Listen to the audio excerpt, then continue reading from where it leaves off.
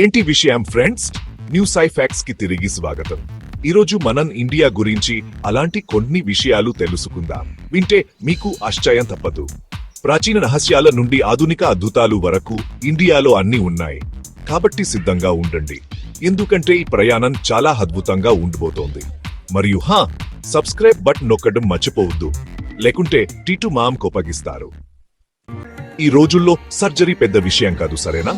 మనం రోజు టీవీలో, వార్తల్లో లేదా మన చుట్టూ ఉన్న ఆసుపత్రుల్లో సర్జరీలు జరుగుతూనే చూస్తుంటాం. కానీ ఫ్రెండ్స్, వేల సంవత్సరాల క్రితం ఇండియాలో సర్జరీ జరిగేదని తెలిస్తే మీరు షాక్ అవుతారు. అవును, మీరు విన్నది నిజం. మన పురాతన భారతదేశంలో కూడా సర్జరీలు జరిగేవి. మన దగ్గర సుశ్రుత అనే మహానుభావుడు ఉండేవాడు. ప్రజలు ఆయనను ఫాదర్ ఆఫ్ సర్జరీ అని పిలిచేవారు. సుశ్రుతుడు అనేక రకాల సర్జరీలు చేసేవాడు. వహరించుకోండి, అధునాతన పరికరాలు లేకుండా ఏఎన్ కంటి శుక్లాలు తొలగించాడు, ప్లాస్టిక్ సర్జరీ చేసేవాడు, ఇంకా అనేక రకాల శస్త్రచికిత్సలు చేసేవాడు. ఇంకా వినండి, బ్రెయిన్ సర్జరీలు కూడా చేసేవాడు. అంటే మౌండెడ్ బ్లోయింగ్ కదా. సుశ్రుతుడు తన కాలంలోనే అత్యంత ప్రతిభావంతుడైన శస్త్రచికిత్స నిపుణుడిగా పేరుగాంచాడు. సుశ్రుతుడి పద్ధతులు చాలా అధునాతనవి. ఈ రోజు కూడా వైద్య విద్యార్థులు ఆయన గురించి చదువుతారు. ఆయన రచించిన సుశ్రుత సంహిత అనే గ్రంథం ఇప్పటికీ వైద్య విద్యలో ఒక ప్రాముఖ్యమైన పుస్తకంగా ఉంది. సుశ్రుతుడు మనకు ఒక గొప్ప వారసత్వాన్ని అందించారు. క్రికెట్ మన రక్తంలో ఉంది, సరేనా? కానీ మీరు ఎప్పుడైనా మిగతాల మధ్య క్రికెట్ ఆడటం మారించారా? ఇండియాలో మీరు ఆడొచ్చు. హిమాచల్ ప్రదేశ్లోని చెల్లో ప్రపంచంలోనే అత్యంత ఎత్తున క్రికెట్ గ్రౌండ్ ఉంది. అహించుకోండి, గాలిలో 7,100 అడుగుల ఎత్తులో మీరు సిక్సర్లు బాదుతున్నారు. ఈ గ్రౌండ్ 1893లో నిర్మించబడింది. మరియు ఏమిటో తెలుసా? ప్రజలు ఇప్పటికీ ఇక్కడ ఆడతారు. అంకభావం గురించి మాట్లాడండి ఫ్రెండ్స్. మీకు "యువ్ గాట్ మెయిల్" అనే మాట ఎంత ఇష్టమో నాకు తెలుసు. కానీ నీటిపై తేలియాడే పోస్టాఫీసు గురించి మీరు ఎప్పుడైనా విన్నారా? ఇండియాలో అంతా సహజమే. శ్రీనగర్లోని డాల్ సరస్సు మధ్యలో నీటిపై తేలియాడే పోస్టాఫీసు ఉంది. యహించుకోండి, మీరు షికారాలో ప్రకృతి సౌందర్యాన్ని ఆస్వాదిస్తున్నారు. అకస్మాత్తుగా మీరు ఒక ఉత్తరం పోస్ట్ చేయాల్సి వచ్చింది. సమస్య లేదు, ఈ తేలియాడే పోస్టాఫీసు ఎల్లప్పుడూ సిద్ధంగా ఉంటుంది. 4వ అధ్యాయం ప్రపంచంలోనే మొట్టమొదటి విశ్వవిద్యాలయమా? తప్పకుండా. ఈ రోజుల్లో ప్రతి వీధిలోనూ విశ్వవిద్యాలయాలు ఉన్నాయి. కానీ మీరు ఎప్పుడైనా ఆలోచించారా, ప్రపంచంలోనే మొట్టమొదటి విశ్వవిద్యాలయం ఎక్కడ ఉందని? ప్రపంచంలోనే మొట్టమొదటి విశ్వవిద్యాలయం భారతదేశంలో ఉందని మీకు తెలుసా? అవును, మీరు విన్నది నిజమే. ఇది నలంద విశ్వవిద్యాలయం. 4వ శతాబ్దం చుట్టూ స్థాపించబడిన నలంద విశ్వవిద్యాలయం శతాబ్దాలుగా జిగాన్ కేంద్రంగా విలసిల్లింది. ఇది కేవలం భారతదేశానికి మాత్రమే కాకుండా ప్రపంచానికి కూడా ఒక గొప్ప విద్యా కేంద్రంగా నిలిచింది. చైనా, కొరియా, మధ్య ఆసియా ఈ ప్రాంతాల నుండి విద్యార్థులు ఇక్కడ చదువుకోవడానికి వచ్చేవారు.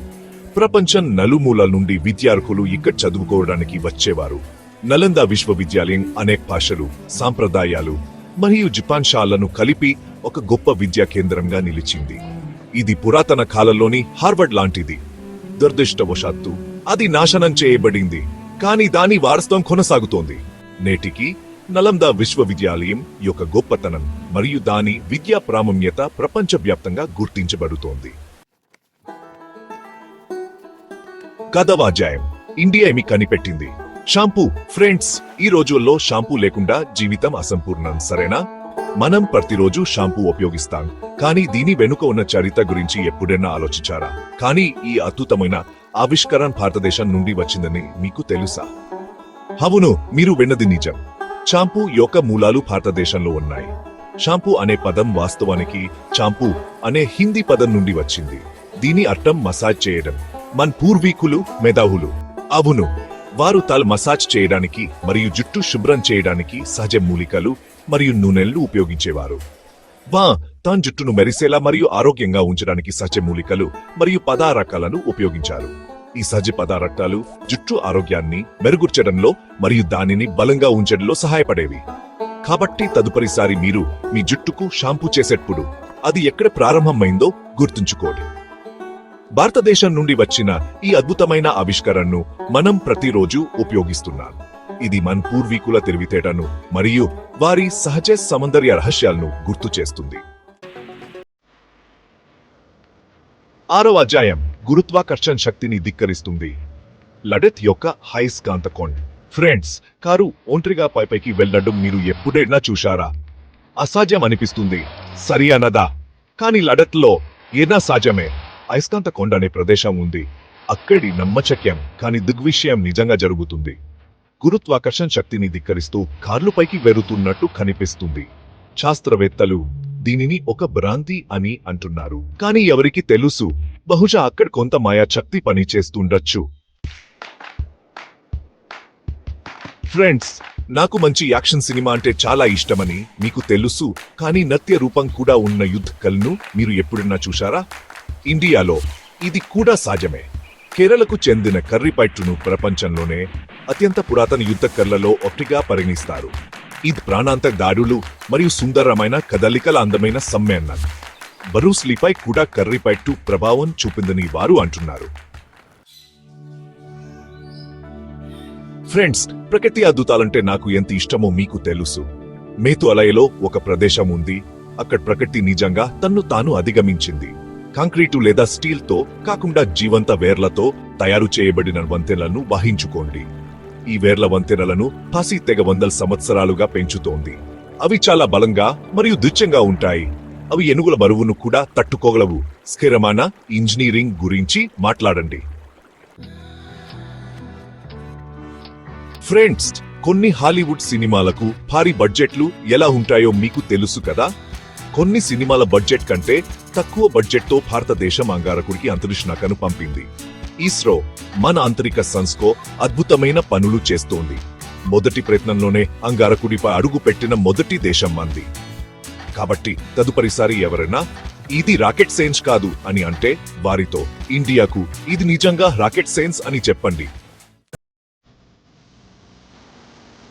ఫ్రెండ్స్, నాకు మంచి రోడ్ ట్రిప్ అంటే చాలా ఇష్టమని మీకు తెలుసు. కానీ మీరు ఎప్పుడైనా రోజుల తరబడి రైలు ప్రయాణం చేశారా? ఇండియాలో ఇది కూడా సాధ్యమే. భారతదేశంలోని అతి పొడవైన రైలు మార్గం వివేక్ ఎక్స్ప్రెస్ ది 4000 కిలోమీటర్లకు పైగా. అస్సాం నుండి తమిళనాడుకు వెళ్ళడానికి 2 గంటలు పడుతుంది. అద్భుతమైన ప్రకృతి దృశ్యాలు మరియు విభిన్న సంస్కృతుల గుండా వెళుతుంది. దీనినే నేను జీవితంలో ఒక్కసారి చేసే ప్రయాణం అని అంటాను. అంతే ఫ్రెండ్స్, అద్భుతమైన భారతదేశం గురించి 10 ఆశ్చర్యకరమైన విషయాలు ఇవి. హే, వాస్తవం మీ మనసును ఎక్కువగా ఆకర్షించింది? కింద వ్యాఖ్యలలో నాకు తెలియజేయండి. మీరు ఈ వీడియోని ఆస్వాదించినట్లయితే దానికి లైక్ ఇవ్వడం, ఛానల్ ని సబ్స్క్రైబ్ చేయడం మరియు బెల్ ఐకాన్ని నొక్కడం మర్చిపోవద్దు. తద్వారా మీరు ఎప్పుడూ అప్డేట్ను కోల్పోరు. తదుపరిసారి వరకు అన్వేషిస్తూ ఉండండి.